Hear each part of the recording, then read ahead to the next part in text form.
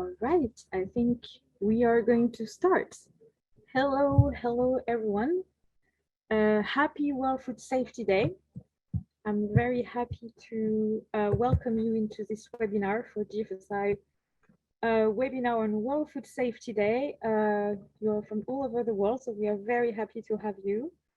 And I am today with three great speakers for this webinar on World Food Safety Day and the Sustainable Development Goals. Roy Kirby, the GFSI Steering Committee co-chair, Erika Shiward, the GFSI director, and Stefanios Fotiu, the director for the Office of Sustainable Development Goals, director from the UN Food System Coordination Hub from FAO. Thank you everyone for joining us today. Thank you, Stefanios. Thank you, Erika. Thank you, Roy. We are going to start. We have today interpretation in Spanish and in Japanese, so please make sure that you have your setting right. And you can ask any questions to our three panelists today as we go along. So we're going to start with Stefanos, who is going to do a presentation on the Sustainable Development Goals and what it is, so that you know everything about the Sustainable Development Goals in a few minutes. And then you will be able to ask him questions, and then we'll dive into the second part of the webinar on what the Sustainable Development Goals means for GFSI. And we'll put Erika and Roy on the grill on those questions. And you will be able to then ask them questions as well. So Stefanos, thank you very much for joining us. Happy World Food Safety Day. Thank you for being with us today. I leave you the floor for your presentation. Thank you very much, Anne, and good afternoon, good evening, good morning. I don't know from how many time zones the participants are joining. I'm very pleased to join your event, and happy Food Safety Day indeed. So what I will try to do in the next 7 to 8 minutes is not so much to explain what are the SDGs, because I think all the participants here, they know a little bit what are the SDGs, but how they connected to the agri-food sector. I have something that's I want to share with you is my opinion on why they're not happening, because I'm sorry they're not happening, and how they're connected also with food safety and what FAO is doing to make them happen. So let me try to share my screen, which you let me know if you cannot see it, but if you see it, it's going to be fine. You can see it perfectly, thank you. Thank you very much. So I think the best way to describe the SDGs in a short phrase is that it's the shared plan of the world to end extreme poverty, eradicate hunger, reduce inequality, and protect the planet by 2030. And you know that the 17 SDGs, which are 17 specific goals that they are looking on all the aspects of our development, have been established around the concept of the 5 Ps: the people, the planet, the prosperity, the peace, and the partnerships. And this people, planet, and prosperity, the first 3 of the Ps, I think it's the central philosophy of the SDGs. We want to have a development that protects the planet, promotes prosperity, and it's done for the people, and it's done for all the people, leaving no one behind. And we will do this by ensuring peace and having partnerships. It is extremely important to understand that when it comes to food and agriculture, this system is extremely central to all SDGs. I could go and talk to you for more than an hour on the links that every single SDG, and not only the SDG itself, but specific targets and indicators they have with the food and agriculture. And it's not only the obvious one, like the SDG to end hunger, the SDG 2, or the SDG on life on land or life on water. But in every single SDGs, inequalities, sustainable consumption production, peace, we will find the food and agriculture. Talking about peace, look what's happening with the war in Ukraine, where a big victim of this war is also the food systems and the people that they depend on subsidies and the people that they depend on the food systems for their livelihood. So centrality of the food and agriculture in the SDGs is a very important parameter. So the question is how well we do on the SDGs. And the main answer is that we don't do well at all. All the reports we have from the national to the regional and to the global level indicate that we are nowhere to achieve any of the SDGs by 2030. The best we can do is that some SDGs could be achieved by a certain percent, and these are very few. Maybe we can have some progress on poverty, on education, maybe on health, but we had the pandemics. But in all other SDGs, we are never to achieve them. And there are SDGs, like the SDG, for example, on climate action, or on life on oceans or on land, that we are regressing. It's not that we need to accelerate, but we need to reverse the course. Some SDGs that they are specific to the food and agriculture.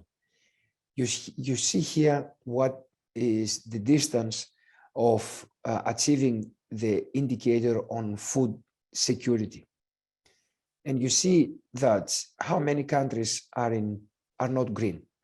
The deep green, it means that the countries are fully on target to achieve the indicator. The light green is that very probably will achieve the indicator. All others are nowhere, and some of them are actually regressing. Here's another one on how well we use our fish stocks and how much of our fish stocks is within biological sustainable levels. And you see that with a couple of cases where we might be able, if we continue the conservation to achieve something, other oceans are nowhere to be called sustainable. And this is probably one of the few things that we have seen the last years going well. It's what we call the green cover index. Why? Because as development is happening more on cities and urban level, the less people are occupying mountains and the less our mountains are becoming green. So why SDGs are not happening? In fact, the theory is saying that the SDGs are not happening for 5 main regions, and these regions are building one over the other. And I see as the basis of our inability to achieve the SDGs, the vested interest. The vested interest from a number of factors. It could be corporative interest, could be political interest, could be any kind of interest. And this vested interest, which has aligned with a specific way that development is happening, it's resisting to allow the SDGs to happen. The second big problem is that we have confused, and I think there's a big mistake, that we equalized development with growth. And we have a single measure to keep progress of how well we do in our economy, and we call it the GDP, the gross domestic product, which is measuring only growth. Last week, I was in the event of the Stockholm Plus 50, where the UN Secretary General said, we need to stop measuring progress on the basis of GDP, on the basis of the growth of the economy. And he said that when machines are destroying a forest, the GDP is increasing. When some ships are overfishing an ocean or a lake, the GDP is increasing. And this might be economic growth, but it's not development. A third problem is that we're looking at the short term, both at political and at corporate level. And the short term is not only a problem because we don't have long-term objectives, but because something that we say win-win situations are not always possible on the short term. And this is the fourth reason why SDGs are not happening. And I think all of them together, they lead to inertia from the policymakers, inertia from the businesses, inertia from the stakeholders to act. And this is why SDGs are not happening. So as I said, SDGs are the agri-food sector is extremely central to the SDGs, but another thing that is very central to the SDGs is the food safety. And although there's not an SDG that it's per se food safety, we can see food safety being directly addressed in many SDGs. First of all, when it comes to SDG 3 on good health and well-being, the food safety is integral to achieve it, as we know how much the foodborne diseases are a big problem for all these SDGs. But also, the food safety has a significant influence on the SDG on poverty, on hunger, on the clean water and sanitation. And there's a very nice paper that I can share with you that shows exactly the links between all of these diseases and the food safety. And in this paper also, it is proved that food safety contributes to achieve all other SDGs.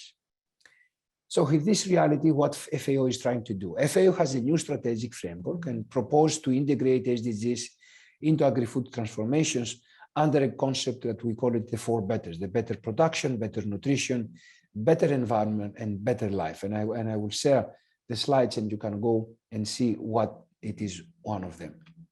But what we have done is that for each one of these better, we have seen which specific SDGs we need to focus on. And all the 15 SDGs, all the 17 SDGs, I'm sorry, are mapped here. And what we can do to support the transformation to more efficient, inclusive, resilient, and sustainable agri-food systems while we're leaving no one behind. So let me close by saying that while if we see the overall situation on the SDGs, we cannot be very optimistic, still we had opportunities to accelerate progress on the SDGs. Last year, the Secretary General put together the UN Food System Summit in September 2021, which started a big wave of transformations at national, regional, and global level. In FAO, we host the UN Food Systems Coordination Hub, which will support the follow-up to the summit and all the countries and the stakeholders that they would like to contribute to these transformations. Thank you very much. Thank you very much, Stefanos. So it's time for questions. So please feel free to write them in the chat box. But maybe I'm going to start with one first question while we are waiting for our participants to ask more. Stefanos, you have an audience of a lot of industry, food safety specialists here.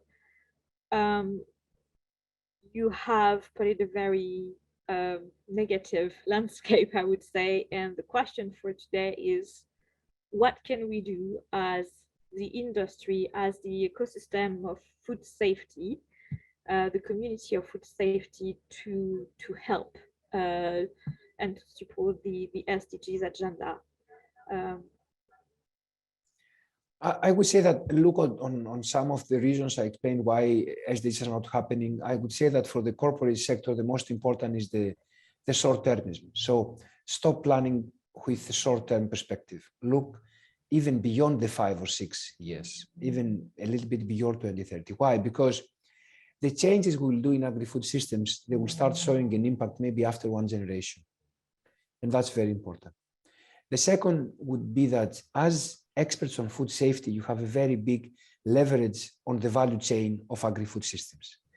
And I think that if the experts, the owners, the scientists in this domain of food safety, they leverage the influence they have in the rest of the value chain, from the producers to the distributors and to the users, to the industrial users of food, then we will see very, very big good changes.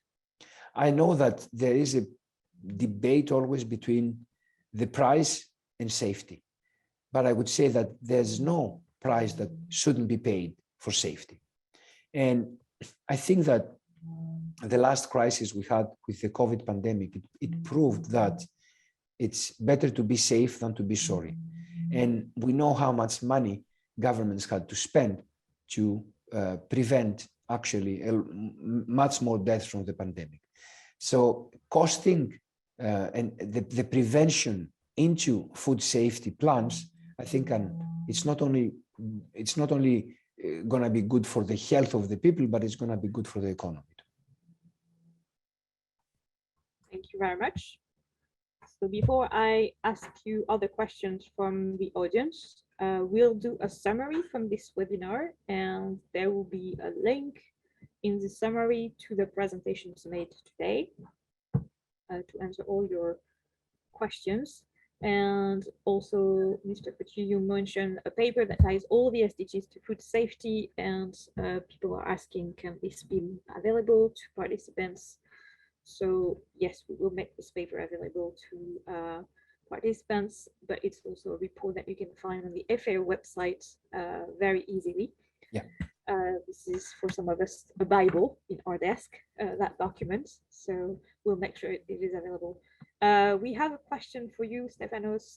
If we are not optimistic to achieve SDGs by 2030, then what are we going to do different to achieve the goals? So the answer again has come from the UN Secretary General. He says, stop using fossil fuels, stop building new coal energy plants, decarbonize completely your economy, focus on measuring progress on the basis of the SDGs and not on the basis of GDP, and make the polluters to pay. So if this will happen, I think we'll have a great step forward to achieve the SDGs. Great, thank you. Another one, a big one, food safety is not obviously mentioned in the SDGs. Is there any solutions to this? I think you did answer that one, but I'll let you answer again. Yeah, I think the solution is, okay, it's not explicitly mentioned, but it's everywhere. So let's look at the links. Let's not focus that it was left out, because it was not left out. So while it's not explicitly mentioned, implicitly is in all SDGs, I think. And there are so many links, at least with the SDGs, on hunger, poverty, health, sustainable consumption, production, that we shouldn't really bother that the word food safety is not there. Yes, that's right. And I think when Roy and Erika asked me to choose only 3 to 4 SDGs that are linked to food safety, it was the most awful exercise and answer I had to do by choosing. It's like choosing a child over the other one. So, all right. I'm going to try to see there are other questions. Roy, Erika, do you have any questions for Stefanos? No, I don't, but there's a couple of super ones here in the chat box, and if we can find some time to answer them, I think it would be great while we've got Stefanos here. All right, go ahead, Erika, if you've seen one, please. Okay, so there's one here. There's been so much talk about SDGs. The reality is, as you've said, obviously, Stefanos, that the commitment is lacking. The world is sliding back into deeper poverty. Health is an issue. COVID's still around, major food safety incidents on the rise. So how do we meet these targets in 8 years? So, I mean, obviously you've been clear about the carbon reduction, but what else can we do? I think is the question. I really think sometimes it's a little bit easier than what we think. And I'm by trainer, I'm an environmental economist, and something we learned there is that as an economist, you learn a rule. It's called the Pareto rule, who tells you that if you have a set of 100 actions that you believe they can achieve progress, only 20 of them, only 20% of them, they will achieve 80% of the result. So and we know what is this 20%. It's what I mentioned, is the decarbonization, the polluters pay, the defocus from growth to development, the leaving no one behind, the social safety nets, the social security. I know they sound simple, but they don't happen. They don't happen. So the moment that the citizens will demand in any way this to happen, and they will, and if you want, the political and the corporate future will depend on how much they walk the talk on sustainability. At that point, I think we will start having progress. All right, thank you very much. I think we're going to leave you, Stefanos, because you have to go into another meeting, but thank you very much for being with us today. And now we're going to leave the floor to Roy and Erika. Thank you again, Stefanos. Thank you very much, and have a very nice celebration today. Bye-bye. Thank you. Bye-bye. All right. So, coming back to our discussion in our GFSI ecosystem, and Erica.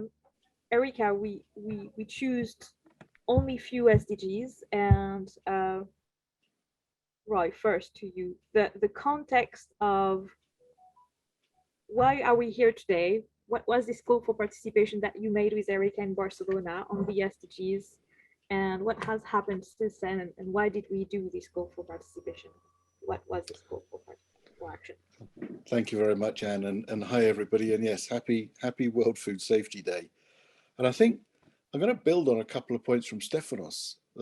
One of the points he made is everyone has a role to play. And if that's true, GFSI has a role to play. But I think the key here, as he was also saying, is that it's about focus. And 80% of the result that you're trying to achieve can probably be got by just 20% of the actions you identify. So I actually think it was the right thing for GFSI, even though it was painful for Anne, it was the right thing for GFSI to say, well, okay, there's a lot here, but where would we like to focus our efforts? I think there's another thing to answer the question about, food safety is not mentioned specifically, but as Stefanos says, it's everywhere. And I think it's quite easy to visualize. It's difficult to go to school, either to learn or to teach, if you've got food poisoning. It's difficult to go to work in hospitals if you've got food poisoning. It's difficult to go to work full stop, whether you're a painter, an architect, an engineer, whatever it is you're doing that will be contributing to development. You can't do it when you're sick. So I firmly believe that food safety is one of the pillars that underpins social development, and this is what the sustainability goals are really about. So coming back to the more specific piece here on food safety, and what we basically said was, yes, there's a lot here that we could do, but we don't want to be distracted outside the GFSI remit, and we want to focus on where we think we can really make a difference. So what we made you do was to pick a few, and then what we did is that at the conference in Barcelona, we said, are these the right ones we've picked? What can the industry do to address the issues?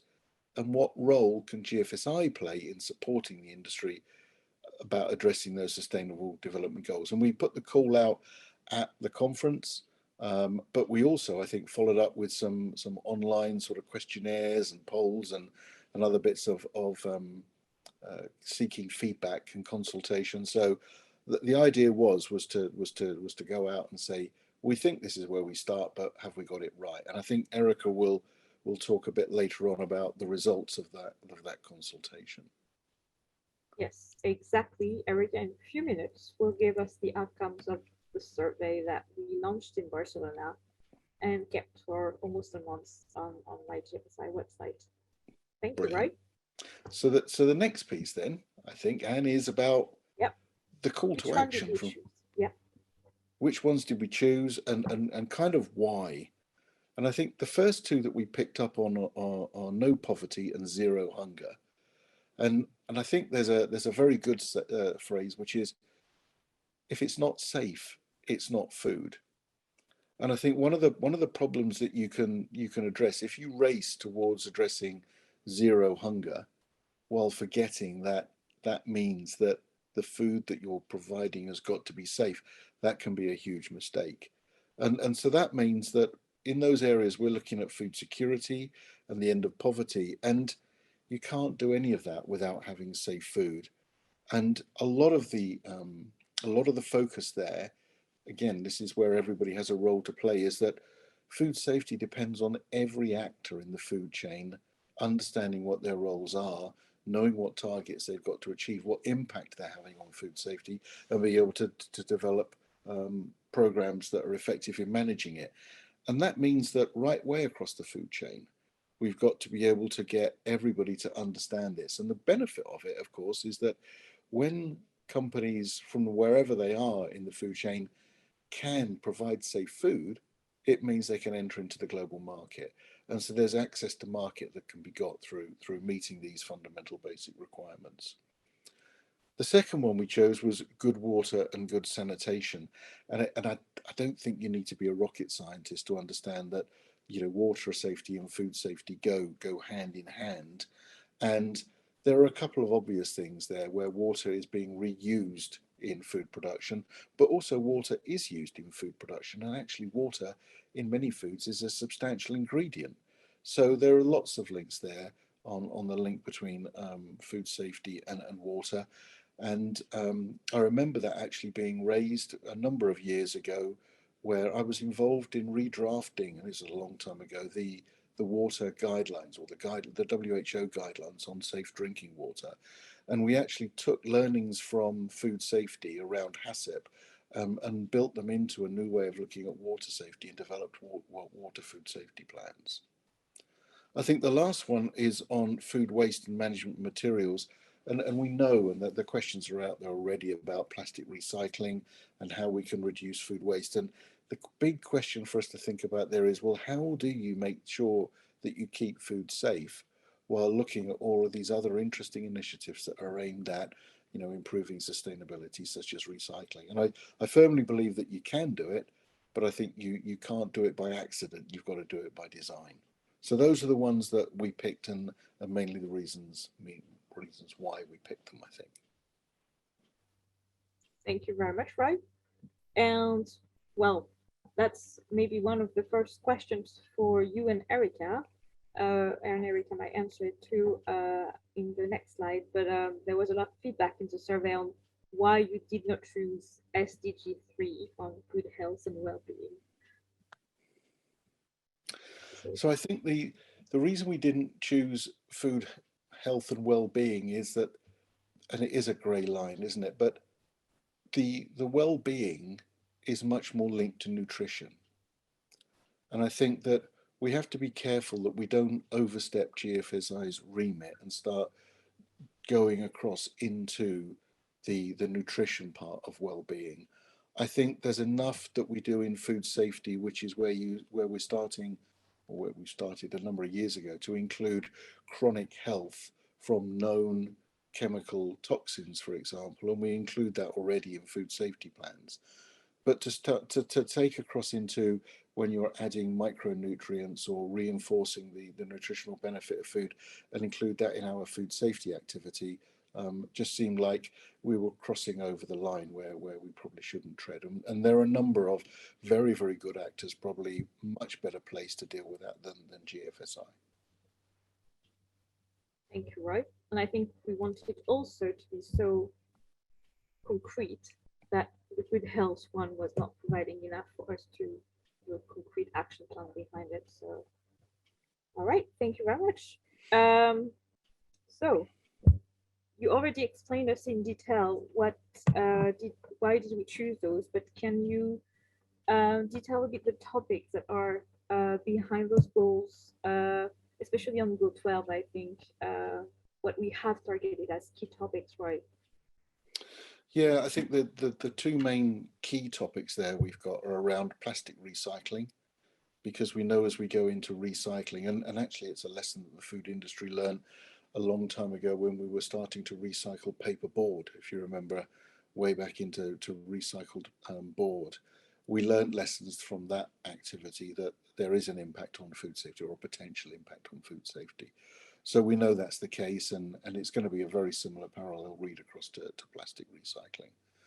And the other area, of course, is food waste. And one of the ways that people can think about reducing food waste is to extend shelf life, or to extend the use by dates or other activities that can be involved in reducing food waste.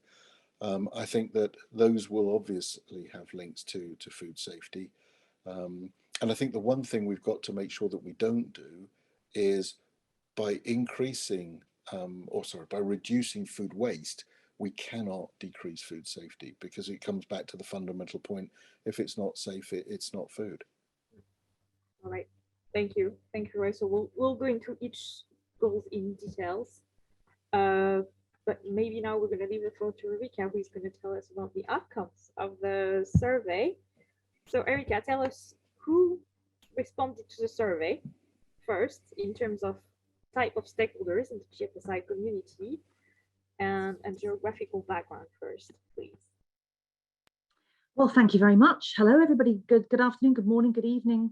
Thank you so much for joining us. It's the Global Food Safety Initiative's World Food Safety Day webinar. My goodness, has the world stepped up? I can see participants from all over the world. So thank you, whatever time of day it is, for taking the time and trouble to join us. And hopefully it's been worth your while so far. So as Anne and Roy said, we launched a call for action at our conference in Barcelona. And like on all occasions, when GFSI asks for help and support, everybody steps up. And we were overwhelmed by the number of people who took the time and trouble and energy and enthusiasm to respond to the survey. And as you can see here, we had global representation. We had people responding from EMEA, from the USA, from Asia, from all of the regions that GFSI is known and hopefully loved. And again, we had a full spectrum of respondents: food manufacturers, food retailers, service providers, an eclectic range of different types of service providers, and of course NGOs, organisations that are clearly interested in the Sustainable Development Goals. So for all of you who participated, thank you very much. And essentially the outputs were pretty interesting. I would say, well done, America. They accounted for 30% of it. So, all right, next. Erica, what are the outcomes of the survey? What are the key takeaways? Okay, so you'll recall the key question that we asked were the ones that Roy and myself had tested and so heavily with about, are they the right ones? Did we pick the right ones? You know, that question, we wanted to know the answer. And I think you can see from the pie chart that it was a resounding yes, we did. It was only a small number of people that said perhaps no. And maybe if those who responded no are here today, you will have understood why we selected and emphasized some over others, because we could build that direct connection. We could dock the food safety agenda explicitly and implicitly against the SDGs in a way that perhaps we'd never done before. And that's why this is really important. So essentially, people agreed with us that those were the right ones to focus on. And as Roy said, focus is what matters. And I think it's really interesting that people told us that there was some level of anxiety among some stakeholders who responded that maybe this this sudden dialogue that we'd launched into at the conference and through the theme of our conference about connecting sustainability and food safety was kind of stepping outside of our box. What is it that GFSI was attempting to do here? Well, you don't need to be concerned, those of you who are concerned, because within the Consumer Goods Forum, which is the mothership of GFSI, we have plenty of colleagues here working specifically on areas of sustainability in food waste, in plastic reduction, in deforestation, in human rights. So there's plenty of people here already tackling that on behalf of our collective members. But what we are aiming to do here, as I've said, is to enable those that are working in the food safety arena, those that are committed and focused on working on food safety, to really see the role and the value that they can play in supporting their wider colleagues within businesses that have a sustainability agenda as well as a food safety agenda, but really making the connection between what it is we can do when we make safe food to really support and enable the development of the goals in a way that perhaps, as Stefanos suggested, is not moving in the right direction. Now, we like to believe that the work we do on food safety is moving in the right direction, and we need to help galvanize that direction of travel in the right way to support the sustainability agenda. So nothing to fear from the fact we're going to suddenly start to get engaged anything other than food safety. The clue is in the title. We are the Global Food Safety Initiative, and we will stay the Global Food Safety Initiative. But thank you for your feedback, and we're really pleased to have had the opportunity to to address that challenge and call that one out.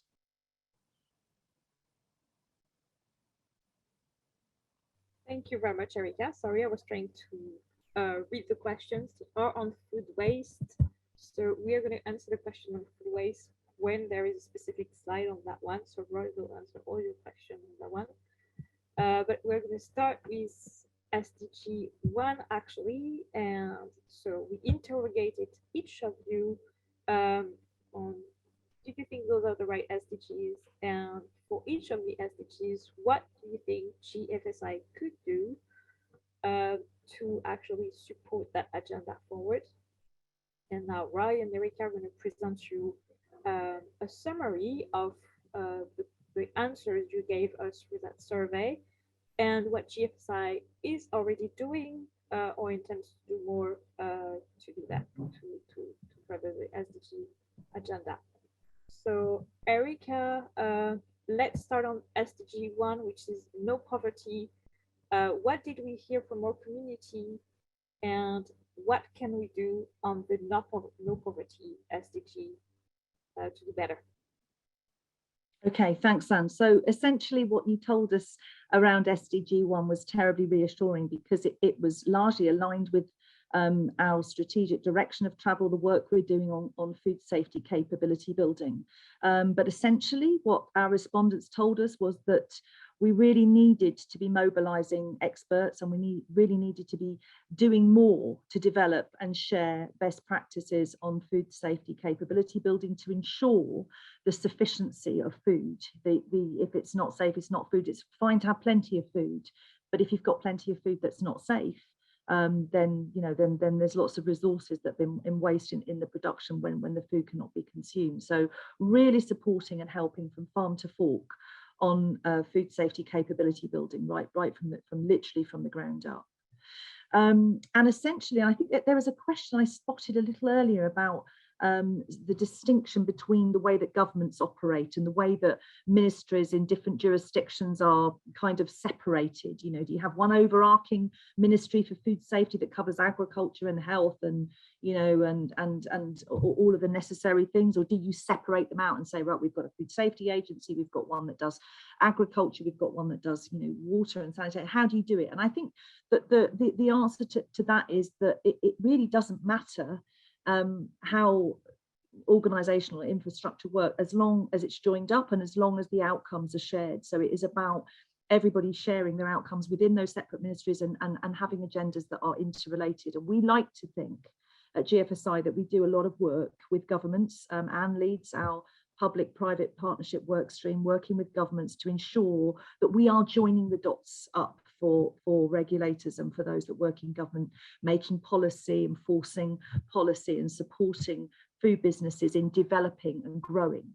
And that challenge around prosperity and protection that we heard Stefanos talk about earlier, you know, they don't need to be a balance. It doesn't need to be a balance between, you know, do we make money or do we protect people and livelihoods of community? It's a win-win.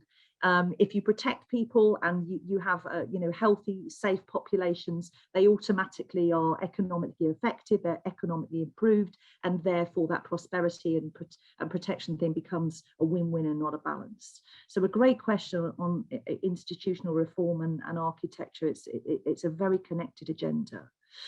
And obviously helping, you know, micro businesses, not just SMEs, not just those that want to engage in certification and join our members' supply chains, although that is a very important area of our work. It's reaching a little deeper, reaching a little further and saying, how do we go tier 2, tier 3, tier 4, and what could we do to support and enable those micro businesses to improve their food safety practices? And obviously looking at emerging markets and looking at where the real food safety challenges globally are, and helping to create more tools, more access, free access to resources that small businesses need. And GFSI is really doing this, thinking about this through our capability building work. So thank you for you know, for underwriting that principle and that ambition. And essentially empowering communities, which is a great thing to do, and obviously is linked to wider SDGs way beyond you know, just poverty. So great feedback on SDG 1, no poverty. So I think we're on the right track with that one. Thank you. All right, thank you, Erika. Let's go to SDG 2 with you, Erika, again. I see great questions on, is GFSI going to publish some guidelines to meet these goals? So at the end of those SDGs, we'll do the next steps, and I think Erika and Roy will answer that question. So Erica, what about SDG 2 Zero Under? Again, our community asked us to play a role in Zero Under as food safety and food security goes hand in hand. And so what are we doing and what we will do better on SDG 2? Yeah, well, I mean, we've got a very specific work stream within GFSI, which is essentially supporting the World Food Programme at a time really when they have a terrific challenge. So many places around the world where people are being displaced, and there are lots of people that are in need of their very valuable work, and essentially we are working with them to shape some support, some food safety resources, some capability building tools that will support them in their work and as their work burgeons and grows. But I think overarching, apart from that very specific work stream that we have in train, we have a strategic priority, which is around making sure that we are helping anybody who wants to enter into the food chain, who wants to create food resources to feed themselves, to feed their neighbours, to feed their friends, to create a market for themselves, to improve their livelihoods, but essentially to ensure that we've got things available that will help anybody at any stage of the food chain and the food life cycle. So really working towards a situation where things are plentiful, but they're safe. They're looking after the planet at the same time. It sounds like utopia, but we're very far from utopia in some of the emerging markets that we're looking to support. But working together, using the great resources that our members enable and allow. We are a not-for-profit organisation. We rely on the generosity of our members to give us not just their money, but to give us their great minds, our steering committee, their great minds, their great experience, and their great strategic direction and vision for how we can really genuinely support. So this is a great one, but food's got to be safe. It's got to be safe. All right, thank you, Erica. So I think it's fair to say that for SDG 1 and SDG 2, we're quite aligned with the ambition of the future capability building framework is what the feedback we had from that survey. All right, and I'm going to answer the big mystery of the day. LMIC on the slide means low and middle income countries. It's an economist term, and I'm sorry for forgetting to not explain that acronym to the audience. So sorry about that, everyone. It was to keep you absolutely focused. Next one for you, Roy. If I get to the slide. All right. Can you tell us about SDG 6, Roy, on clean water and sanitation, and what we can do better and what we're already doing? Thanks, Anne. So yeah, the clean water and sanitation, as I already alluded to, there is a strong link between water and food. It's clear, and I think that there are two elements here: what GFSI is doing and what we can do in the future. And what we are doing is working with Codex on jointly working with Codex on improving HACCP guidelines, the food safety plan guidelines on how we can improve them to incorporate and make sure water and safe water is properly considered in the development of food safety plans. But there's a couple of things here I want to say. Is industry has got, as I alluded to earlier, going back to drinking water guidelines back in I think the 1990s. Industry has got a really, really good track record of collaboration with regulators on improving safe water. And I don't know, improving safe water, that doesn't sound quite right, but getting to safe water and creating the regulatory framework. And a lot of that comes from countries that in the past have really had to address water limitations. South Africa, Israel, and the European Union, because of the pressure on the water resource in those countries, have developed really good regulation around water and water use in the food industry and for recycling.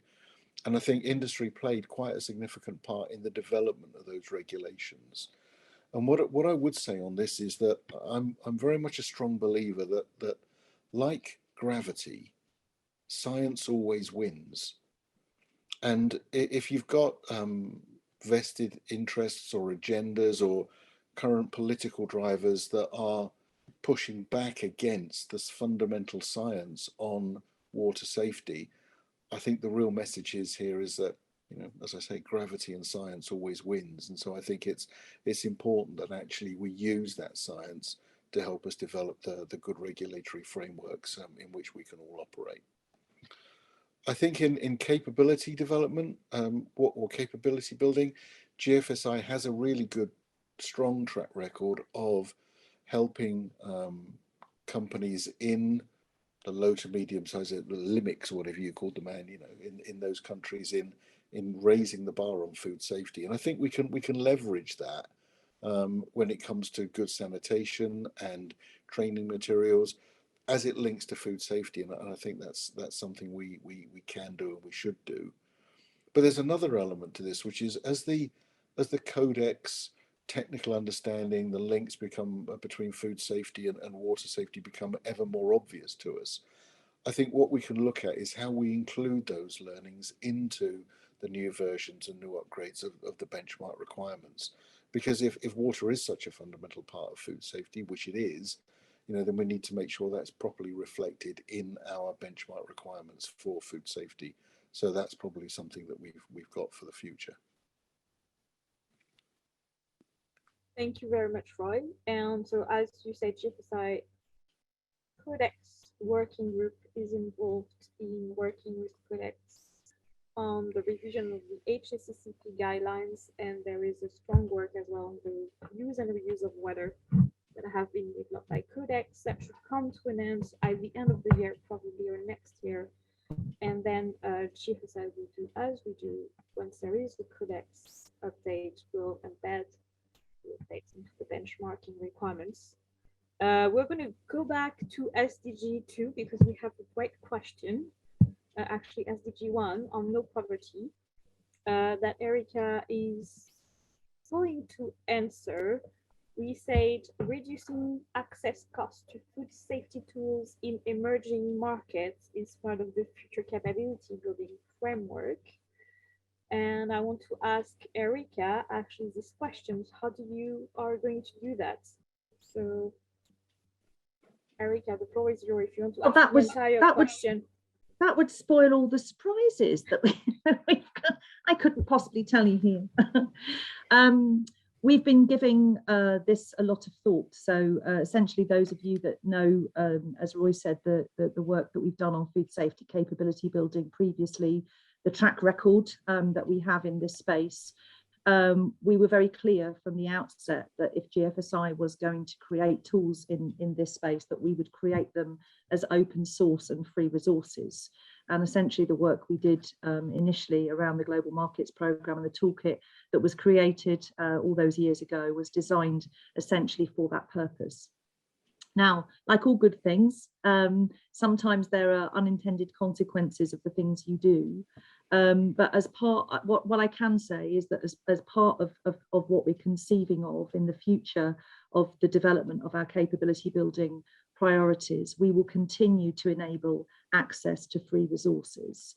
I think the difference this time is that we may well control that a little better, perhaps, dare I say, than we have done previously. But it's absolutely critical that anything that GFSI does in this space enables, you know, cost reduction and enables small businesses that really need help to access it at minimum or no cost. So that's a commitment that we're going to continue to make. Very much, Erica. On the water points, how would GFSI help on getting reused water more accepted and breaking down the cultural prejudice? So maybe I'm just going to answer about where we are in the codex process. The guidelines on the water reuse are not done yet. And so we need to make sure before we answer this question that the guidelines are completely finished and are voted by codex. And then I think it will go into working group to see how we embed those guidelines into codex.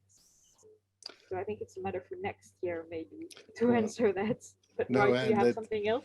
yeah, based upon the painful learnings that Europe went through when we had our issues of um, contaminated water getting into the food chain, mainly through vegetable products, fruit and vegetable products.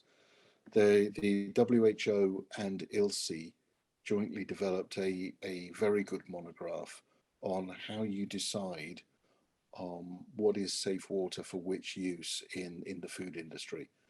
And it's a very simple four-box framework, which is based upon chemical and microbiological potability and the use that you can put, or the requirements for that, depending on the application that you're going to put the water to in the food industry. But there was a monograph developed by ILSI with industry, and as I say, with the WHO, I think back in the 90s now. And it's a very good monograph, and it does help industry understand in very simple terms how you decide what the requirements are in terms for safe water for the application and use in the food industry. And I would thoroughly recommend everybody take a good look at that, because it's a very good piece of work. You're on mute, Anne. Sorry, thank you. That work is being updated by WHO and FAO so that it's embedded into an implementation toolbox for industry once the new guidelines are being issued by Codex. So I think we'll have to talk a bit more about that next year once the work is done. But the tools you're talking are being updated. So, all right, next one and last one, because we need to move on. Roy, you have 3 minutes for answering the SDG 12. Right. So I'll keep this short.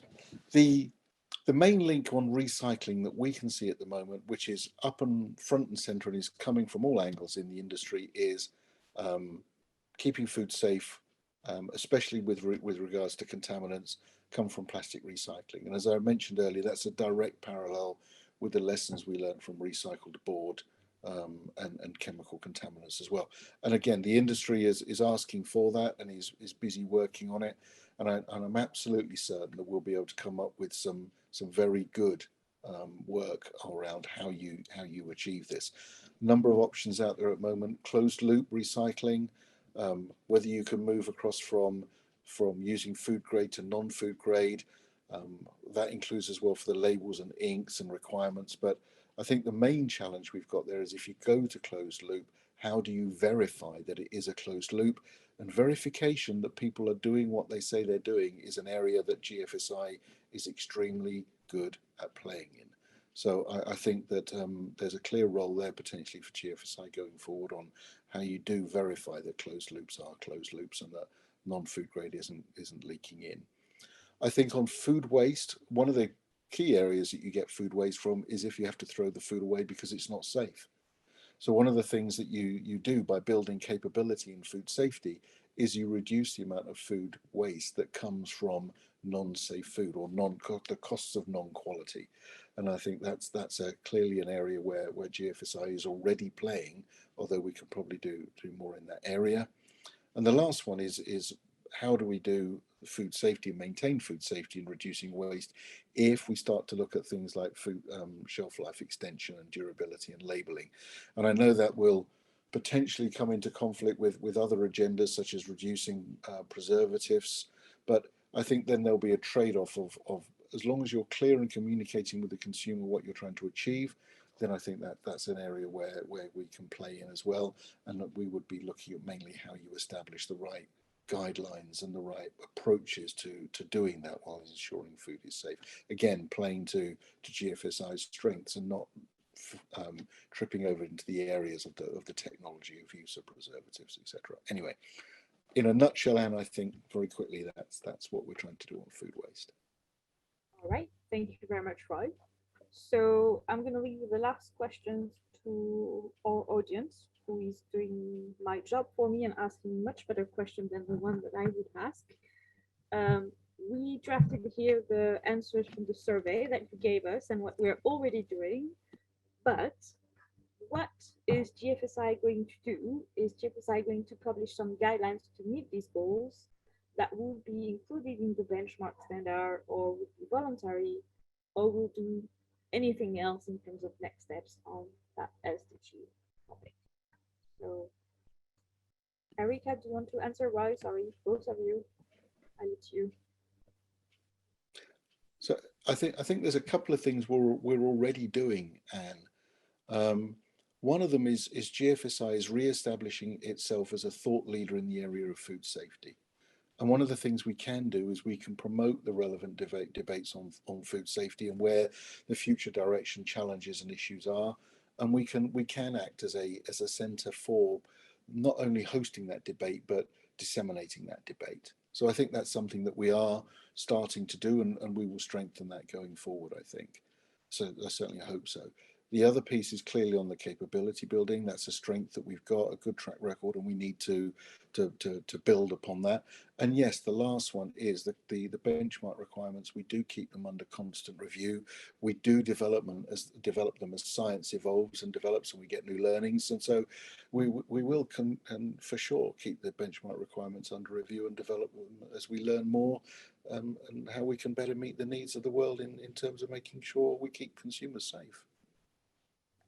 Thank you very much, Roy. Erica, the last word is yours. Yeah, so I mean, I think the answer in the question is everything that Roy has just said, but it's also in the fact that, you know, we're here for our members. So, you know, whatever it is that our members tell us that they want and need from us, GFSI will continue to support and deliver. Yeah, and if our members are saying, well, they need some, you know, some greater tools or tips or techniques or whatever it is that helps enable them to really dock the food safety agenda against the SDGs and to demonstrate our worth in this space. It's not just owned by those that are directly working in sustainability. This is without food safety, we're not going. There's going to be no progress made at all. And I think if that, I've never heard that case made actually so well as Stefan's did today. So credit to him for doing that without any prompting from us, actually, for once, dare I say. So yeah, I think that's absolutely the direction of travel. You know, we are always shaped by our members' wants and needs. Whatever faces the food industry, our manufacturing and retail colleagues is what we're here for, and we'll be here for so long as they want us. And when they don't want us anymore, we won't. It's as simple as that. So hopefully that answers the question. I can see there's loads of really cool questions here, which I think probably we're not going to have enough time to answer, but we will endeavour to follow up with those that we can. And please feel free to reach out to us at GFSI Info. We're always accessible through that email too. Yeah. So yeah. All right, thank you. I think it's also fair to say that a lot of those topics, including novel foods, food waste, packaging, is on the radar of Codex. It's just a matter of how and when those topics are going to be addressed. And once this will be handled by Codex, we'll be able to revert them into the benchmarking requirements. But for that, also Codex needs to collect scientific knowledge that is not always there yet. So we'll work a lot with Codex to make sure it's still on their radar, so that we can work with everyone on those topics. All right, well, thank you very much, everyone. Thank you, Roy. Thank you, Erica. Thank you, everyone, for your participation. It was amazing to have so many people from all over the world. Your questions were great, so thank you all. Stay tuned, because everything we do is part of this global agenda. So on the capability building front, and on the harmonization front, on the PPDs front, there will be more updates and news on all those topics that are linked to the SDGs, as Roy and Erica said. So stay tuned. Make sure you have all the information and news feed from my GFSI website. And we're going to leave you. Wish you a very happy World Food Safety Day, everybody. Thank you, everyone. Thank you for taking the time and trouble to join us on this very auspicious and important day. From all of us at GFSI to all of you, thank you very much. And as Anne said, please keep with us, keep keep challenging us, keep helping us, keep supporting us. And thank you very much again. Thank you. Thank you from our friends from Asia for staying that late, and especially from the Japan local group and the China local group. Thank you very much for our interpreters as well, who have been absolutely great as usual. Thank you everyone from all over the world. Bye bye everyone. Bye.